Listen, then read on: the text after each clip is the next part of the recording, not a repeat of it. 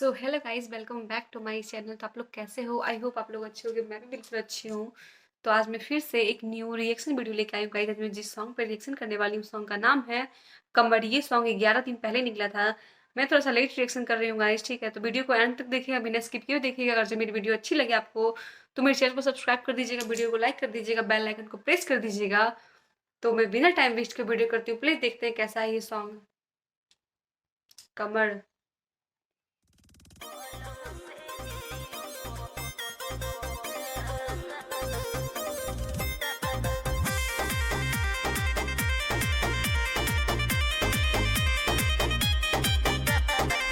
कमर में दर्द है।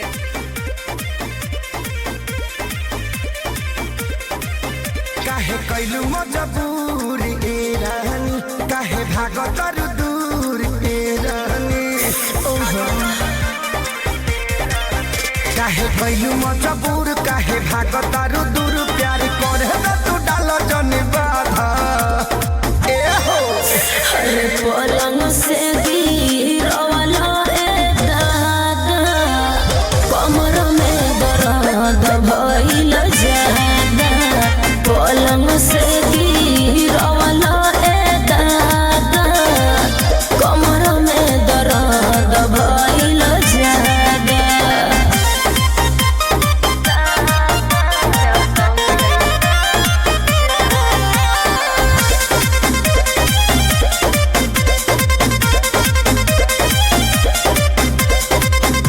अपने मरद से काहे डरालू, तो का करे? काहे इतना भाव तुरानी खालू। तोहर कोई गलतिया ए राजा, सुन कालू के रतिया ए राजा। मन कर दी गारी तोहरा के, कह दी कनतिया ए राजा। तोहर बोलता बाटे इरादा, हर पलंग से गिरवाला ए दादा, कमर में दर्द भइल ज्यादा। पलंग से गिरवाला ए दादा, कमर में दर्द भइल ज्यादा। पलंग से गिरवाला ए दादा।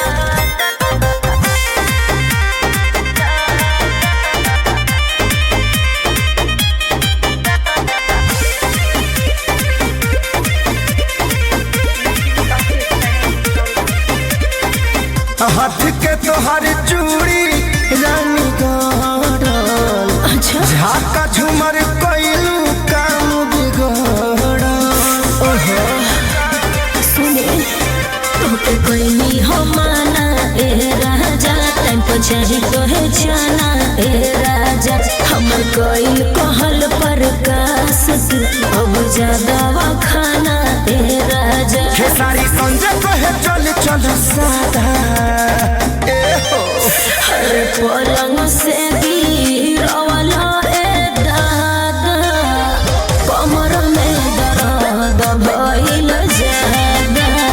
पलंग से गिरवाला ए दादा, कमर में दर्द भइल ज्यादा। सो गाइज, ये सॉन्ग हो चुकी खत्म। ये सॉन्ग बहुत ही अच्छी थी, इसकी स्टोरी भी बहुत अच्छी थी। मुझे ये सॉन्ग बहुत अच्छी लगी गाइज। आपको मेरी रिएक्शन कैसी लगी आप कमेंट कीजिएगा। अगर अच्छी लगी हो तो मेरे चैनल को सब्सक्राइब कर दीजिएगा, वीडियो को लाइक कर दीजिएगा, बेल आइकन को प्रेस कर दीजिएगा। मैं ऐसी ऐसी न्यू सॉन्ग की रिएक्शन वीडियो आप लोगों के लिए लाती रहूँगी गाइज। तो मिलती हूँ मैं नेक्स्ट वीडियो में। तब तक अपना ध्यान रखिएगा, मज़े में रहिएगा। Bye bye, take care.